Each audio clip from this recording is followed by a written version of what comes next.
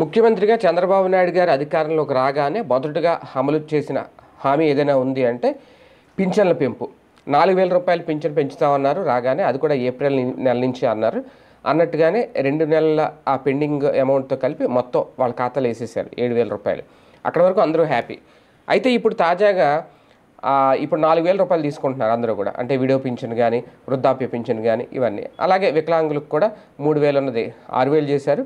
అయితే ఇప్పుడు పింఛన్లో కోతలు పడబోతున్నాయి అనేది ప్రధానంగా వైసీపీ ప్రతిపక్షంలో వైసీపీ హైలైట్ చేస్తున్నా, వాళ్ళకి సంబంధించిన సాక్షి మీడియా హైలైట్ చేస్తున్నా. ఎందుకంటే కొత్తగా పింఛన్లు అయితే ఇప్పుడు ఇవ్వట్లేదట. అలాగే పాత పింఛన్లలో ఇప్పుడు అర్హులు అనర్హులు అనే పేరుతో అనర్హుల ఏరివేత జాబితా లేదు అంటే అప్పట్లో వైసీపీ బినామీలకే పింఛన్లు ఎక్కువ కట్టబెట్టేశారు అనే నేపథ్యంలో పింఛన్ల కోత అయితే మొదలు కాబోతోంది అనేది. అయితే ఇప్పటికే తాజాగా చెప్తున్న లెక్కల ప్రకారం చూసుకుంటే ఈ 6 నెలల్లో దాదాపు 1,57,000 పింఛన్లు కట్ చేశారంట చాలా వరకు.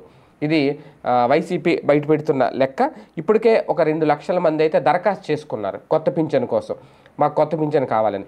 ఆ 2 లక్షల మందికి పింఛన్లు ఇవ్వలేదు. అలాగే 1,57,000 మందికి పింఛన్లు తొలగించేశారు. అంటే దాదాపుగా ఇప్పుడు ఒక 4 లక్షల మంది ఇప్పుడు ఎదురు చూస్తున్నారు, మా పింఛన్ల మాట ఏంటని. పోయిన వాళ్ళు కొత్త పింఛన్లు ఇస్తారా ఇవ్వరా అనేది. కొత్త పింఛన్లు అయితే ఇంకా ఇవ్వట్లేదు.